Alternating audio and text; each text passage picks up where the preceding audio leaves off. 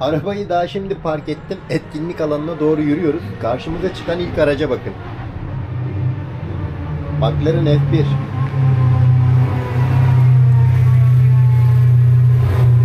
Güzel bir gün olacak. Kırmızı bir Alfa Romeo'm olmuştu. Alfaları severim ama bu eskilerden Zagato. Girişte eskisini görmüştük. Bu da yeni Alfa Romeo 8C Zagato. V8 450 beygirlik bir araç. Ve V8 sesi.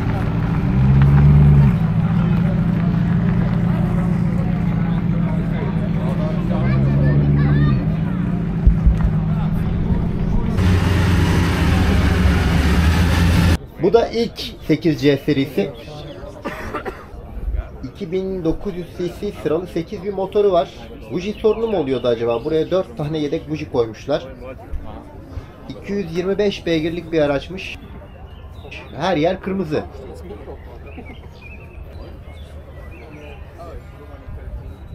Yalnız Alfalarda arka tasarım akıyor ya. E52 Z8 bu çok özel bir BMW. Çünkü sınırlı üretim bir araç.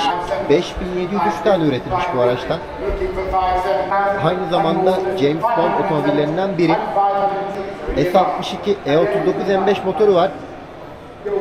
Zamanında bazı otoriteler Ferrari Modena'dan daha iyi olduğunu söylemişlerdi bu aracın. Ortada gösterge pek sevmem ama bu araçta hepsini okeyim. Yalnız araç manuel, dikkatinizi çekerim. Ama kırmızı biraz fazla kaçmış sanki, biraz cırt.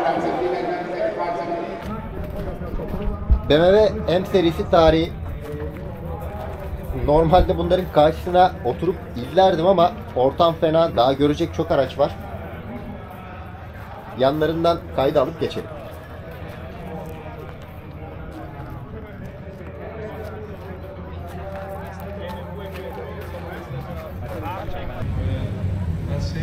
Bir sınırlı üretim daha BMW Speedtop. Bundan 70 tane üretilecek. Bu araçta da M8 Competition motoru var. 4.4 litre V8. İçi de M8 bazlı.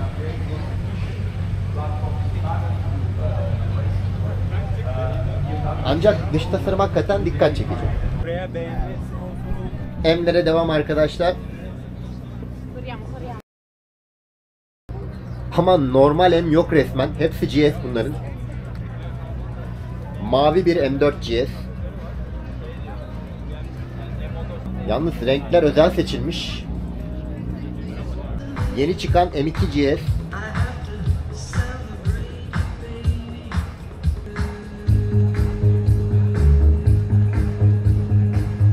Burada 2 tane M4 GS daha var ama kombinler baştan çıkarıcı cinsten.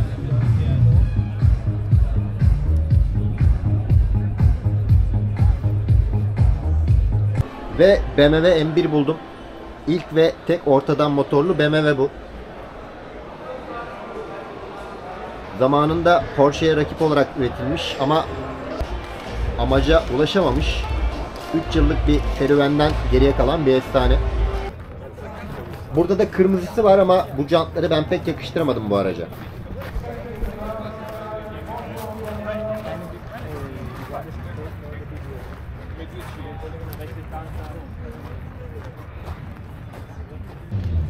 Ve efsane geliyor. EB110 Bugatti.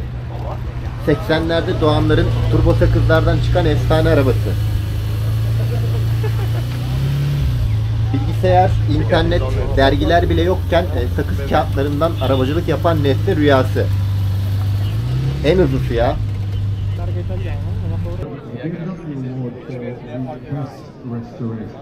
Bu araba hep özeldi ya. Yakından görmek gerçekten çok güzel.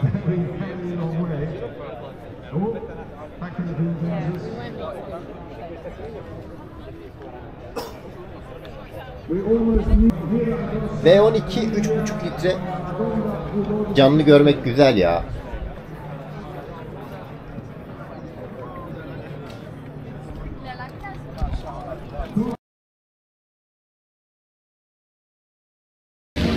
Bir Bugatti daha geliyor.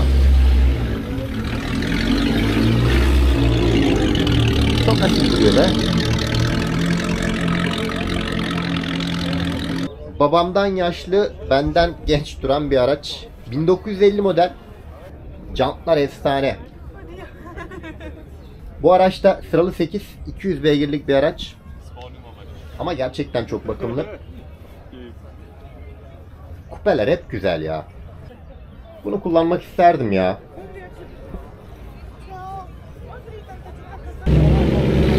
Genç bir arkadaş kullanıyor. Muhtemelen dededen falan kalmıştır herhalde.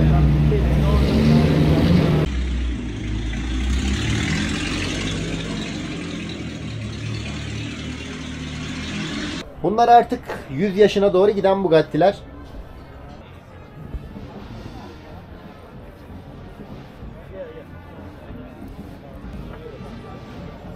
Yalnız bu efsane bakımlı duruyor. Ahşabın gerçek olduğu yıllar bunlar. İşçiliğe, detaylara bakar mısınız? Dikiz aynası konsolda.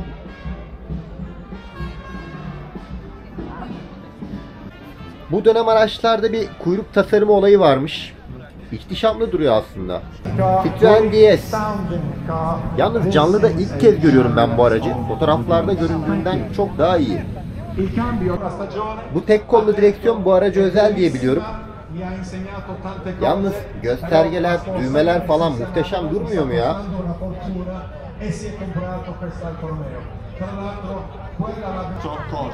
Asil bir araçmış ya. È stato un ufficiale nella Royal Navy, è stato anche membro della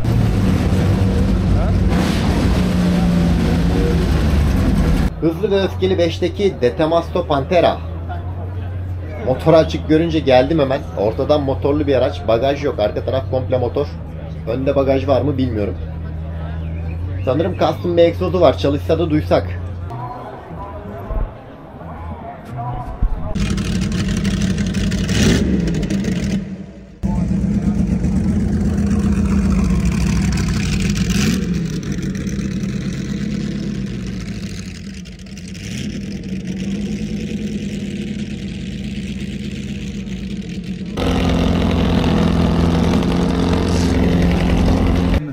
Dualcia D500.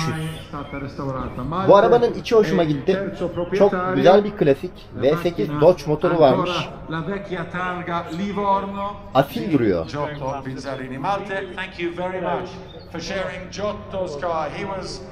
He was quite a character. Thank you. İçine bakalım. Bakın yine mekanik göstergeler efsane. Monta il motore la sua gamma. Il dottor Colombo, beh, stavamo parlando di Colombo prima, adesso abbiamo... Need for Speed 2 ya. Ferrari F50. Deme ve manzaramı bozma. Transparan, çok seksi. 2000'lerin başlarında ilk bilgisayarımdaki ilk araba yarış oyunundaki Need for Speed 2'deki favori araçlarından biri F50. Çok akıcı bir tasarım var. Bundan 149 tane üretilmiş. 4.7 litre V12 520 beygirlik bir araç. Üstad Pininfarina.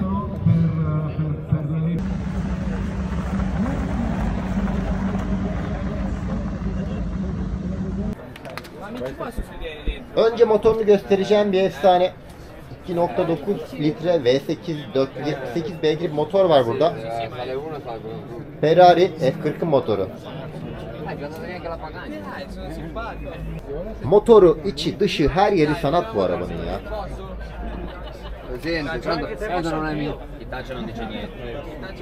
Bunda F50'ye göre daha keskin detaylar var. Ferrari'nin 40. yılına özel üretilen bir araç. Enzo Ferrari'nin onayladığı son Ferrari modeli. Bu koca araç sadece 1100 kilo. Zamanının en hızlı seri üretim otomobili. Servo direksiyon, çekiş kontrolü, ABS gibi elektronik hiçbir destek sistemi yok. Saf sürücü otomobil diyebiliriz. Ama bu F40 ile F50'nin yan yana olması lazımmış. Ayırmışlar bunları. A few moments later.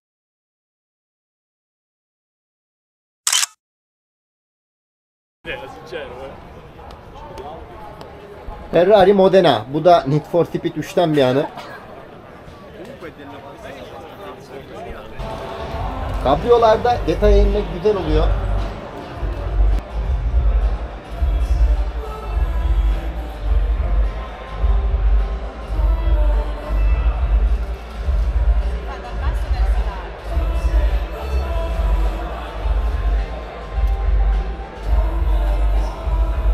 Babamdan yaşlı bir Ferrari 212. Bir Pininfarina eseri daha. Bu da 82 adet sınırlı üretim bir araç.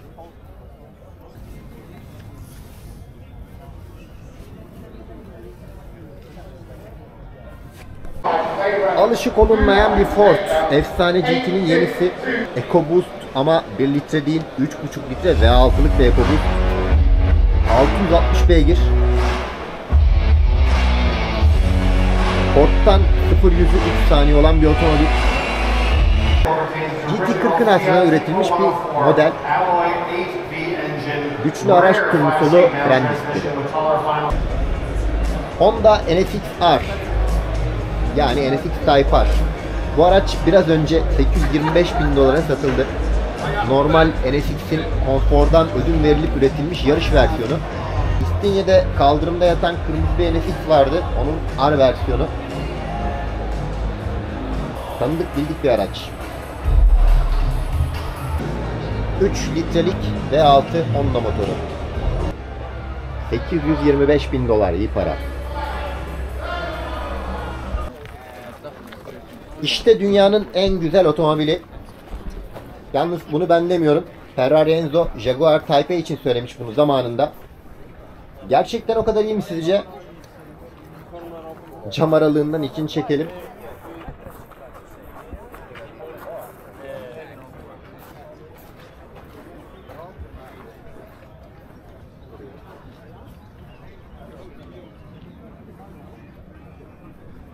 Burada kabriyosu da var. Asil bir otomobil bu da. Ferrari Enzo'nun lafının üstüne laf söylenmez. Ne diyorsa o diyeceğiz. İşte Lamborghini Countach. Efsaneye saygı serisi. 6,5 litre 770 beygir ama araya küçük de olsa elektriği sıkıştırmışlar. 34 beygir elektrik motoru var. Bu da 112 adet sınırlı üretim bir araç. Eski Countach'tan izler taşıyor.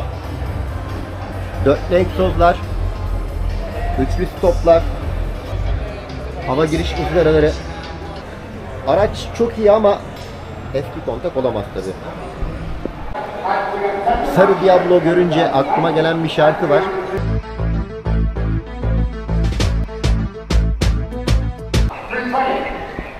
Bu aracın duvarında posteri vardı. Zamanının dergi alan gençliği bilir o posterleri.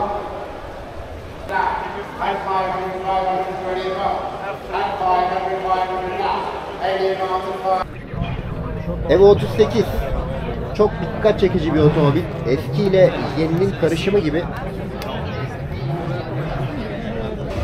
Sabah erken saatlerde boşken ben fotoğrafını çekmiştim. Çok iyi duruyordu. Onu eklerim buraya. Göstergeler ve iç mekan eskilerden. 1100 kilo, 4 çeker, 600 beygirlik bir araçmış. Evo 38 yine geliyor.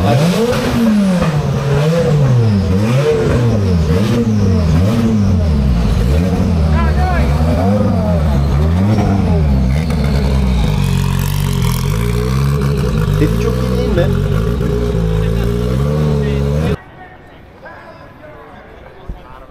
Bir Lotus Esprit ama sıradan bir Esprit değil. 50 adet sınırlı üretim olan bir seri. Hafifletilmiş bir versiyon. 3,5 litre 350 beygirlik bir araç.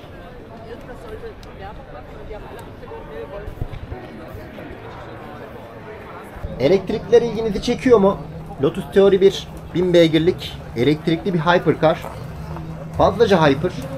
0-100 2,5 saniye diyorlar. Yalnız batarya 70 kWh. Az kalmış sanki biraz. Menzil 400 km ama çabuk biter bu ya. Maserati severiz ya, MC12. Siamo Bu tür sempre bir in tasarım fase daha. Yani bunlar yol anti-guerra arabası değil, yarış con arabası la daha çok. Bugatti 6 litre V12 755 beygirlik bir araç. di Anne Brockington Lee. Good afternoon. Come la vedete oggi.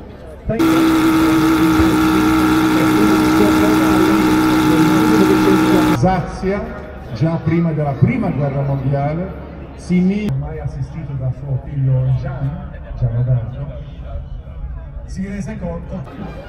Need for Speed 2 favorilerinden 90'ların başka bir efsanesi McLaren F1.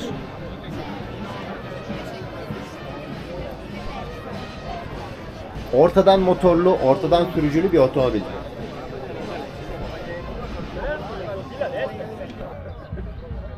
Burada mekanik göstergelere ilgim artmış durumda.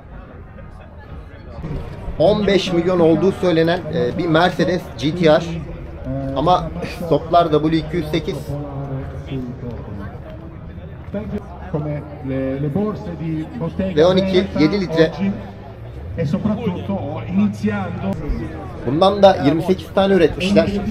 queste macchine più vecchie, le storie che hanno rispetto a tante altre macchine, dei veri İçine de bakalım. personaggi che possedevano queste macchine. In this beautiful Pininfarina body Lancia Astura, che avrà sentito un po' della passione per la macchina molto amata anche delle persone nel potere in quel periodo e molto adatta alle parate. 1928 model bir Mercedes, dönemin spor otomobillerinden. Bu da 7 litrelik bir araç, 300 beygirlik bir makine. Mercedes CLK ama normal bir CLK değil. Dünyada bundan da 80 tane varmış.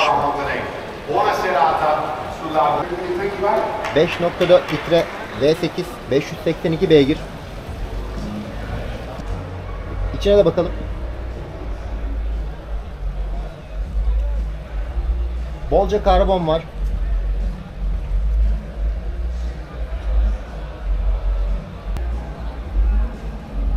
Sadelik müthiş değil mi ya?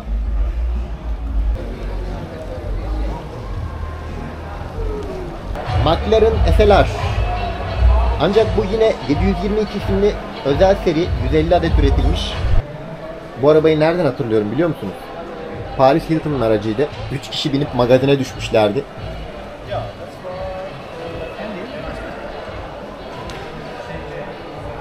...5.4 litre V8 650 beygirlik bir araç.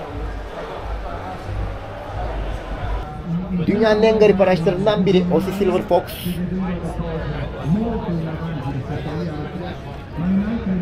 Bir litre Renault Alpine motoru var.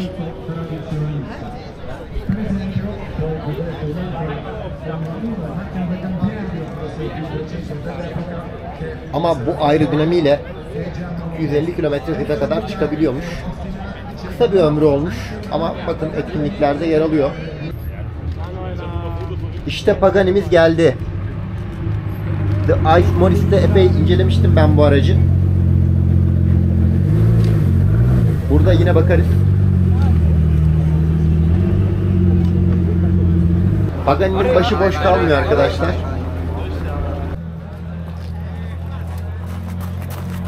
İşte Pagani tekrar burada. İçinde de Horacio Pagani kankam.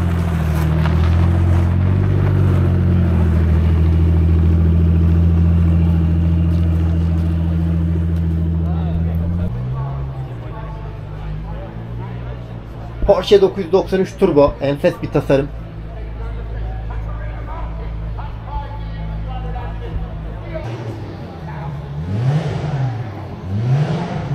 Burada da başlı başına bir ikon var. Ducktail ile bilinen 70'lerden bir Porsche Carrera RS 2.7.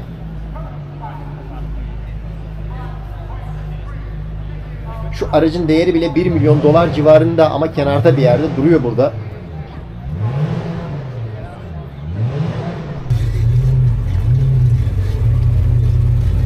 Glickenhaus 007 Le Mans aracı arkadaşlar. Gerçek bir yarış aracı. Bu araç tam 1000 beygirmiş.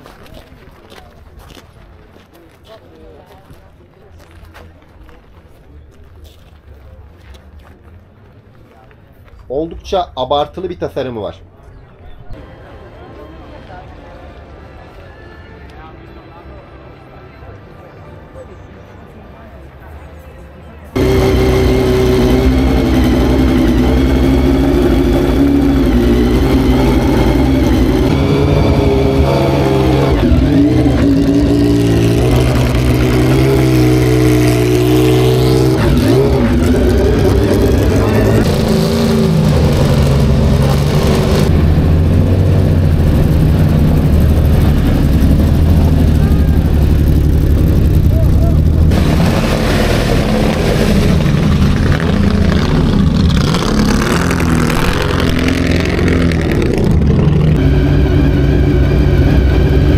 Sürücü fena değil ama yolcu pek rahat görünmüyor.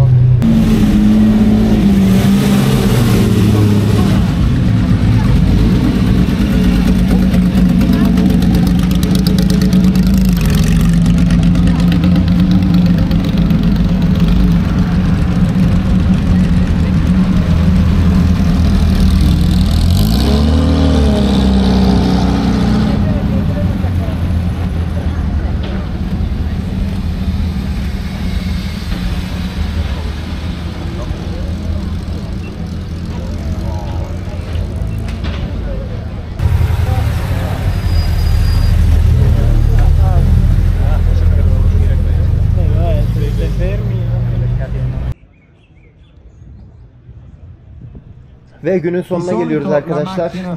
Tatlı bir yorgunluk oldu. Araçlar yavaş yavaş dağılmaya başladı. Biz de dinlenme halindeyiz. Her ne kadar yorulsam da oldukça keyifli bir gündü. Umarım içeriye yansır bu. Yeni içeriklerde görüşmek üzere. Hoşça kalın.